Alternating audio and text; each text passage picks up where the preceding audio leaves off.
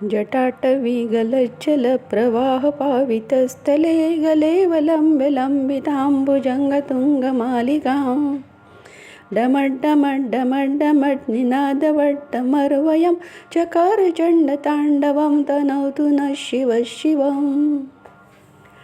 शिवतांडव. शिव म्हणजे रुद्र. तांडव हा एक नृत्य प्रकार. भगवान शंकरांचे रुद्रावतारातील तांडव नृत्य. आणि हे शिवतांडव स्तोत्र रचले ते रावणाने. रावण एक तेजस्वी, बुद्धिमान, प्रचंड शक्तिमान, बलाढ्य राजा. तोही दानवांचा, पण निस्सीम शिवभक्त. एवढे ऐकल्यानंतरच आपले डोळे आपोआपच विस्फारले जातात. तर विचार करा, या स्तोत्रात किती ताकद असेल. असे सांगितले जाते की एकदा रावणाला वाटले आपले आवडते देव शिवशंकर कैलास पर्वतावर असतात, तर कैलास पर्वत आपल्याकडे असावा.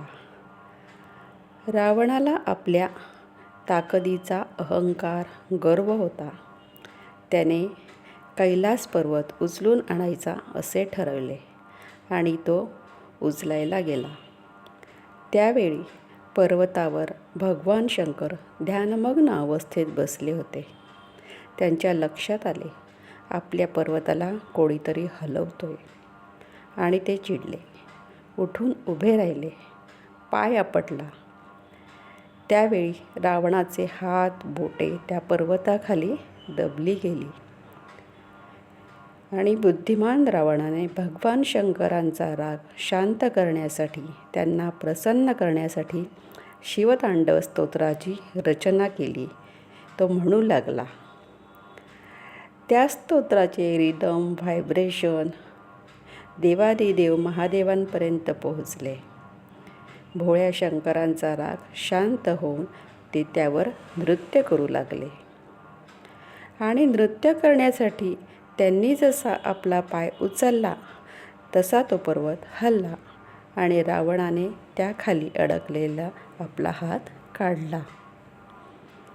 या शिवतांडव स्तोत्राच्या ध्वनिलहरी शंकरांसारख्या महान तपस्वी देवांवर परिणाम करू शकतात, तर आपल्यासारख्या सामान्य माणसांवर किती उपयोग होईल. आपल्या हार्टचा जसा एक ग्राफ असतो तसाच मेंदूचाही एक ग्राफ असतो. त्या ग्राफवर आपल्या मज्जासंस्थेवर, आपल्या शरीरातील पेशींवर याचा खूप परिणाम होतो. आपल्याला एनर्जी मिळते. पॅरालिसिस, संधिवात, अल्झायमर, फिट्स, एखाद्या व्यक्तीला काम करण्याची इच्छा होत नसेल, आळस येत असेल, थकवा जाणवत असेल, किंवा हल्ली 40शीतच सुरू झालेली गुडघेदुखी असो, या सगळ्यांनी शिवतांडव स्तोत्र वाचावे.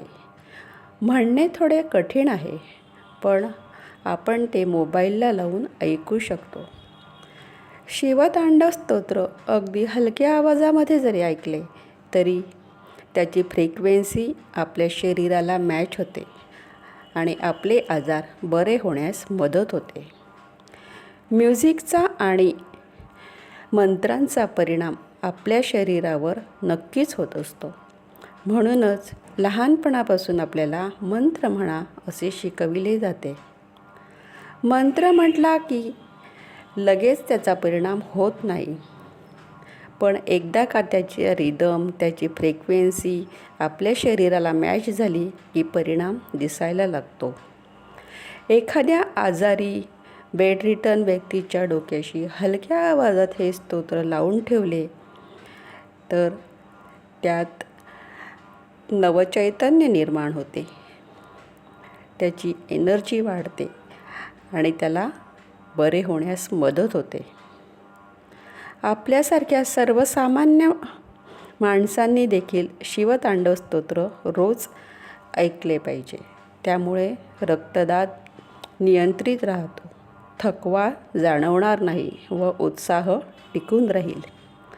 हे स्तोत्र ऐकल्याने आपल्या शरीरावर खूप चांगले आणि सकारात्मक बदल घडत असतात.